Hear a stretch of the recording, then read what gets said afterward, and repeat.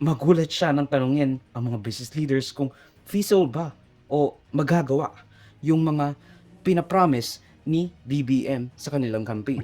This country is going to hell because we are led by a person who doesn't know how to be a president and who is a liar.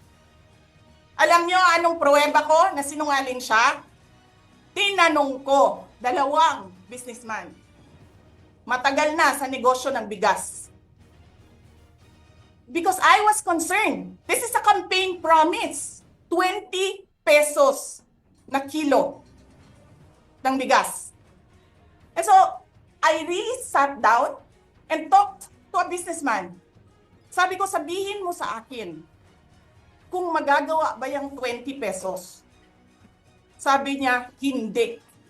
Napaka-imposibleng gawin yan. Because more than 20 pesos ang cost. Paano ka magbenta ng palugi? So tinanong ko, nagsinungaling ba siya nung sinabi niya? And then he said outright, yes.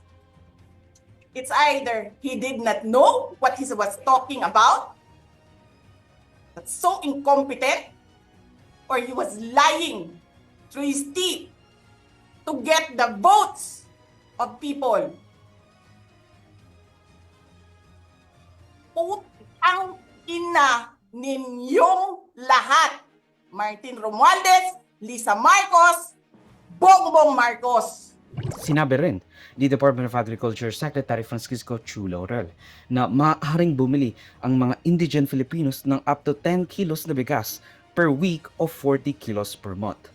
Pero ang nakakabahala, 9 na araw o mahigit 358,000 metric tons lamang ang national buffer stock ng Pilipinas kumpara sa target nitong 15 araw lang. Kumbaga yun na nga lang yung target natin, hindi pa natin makuha.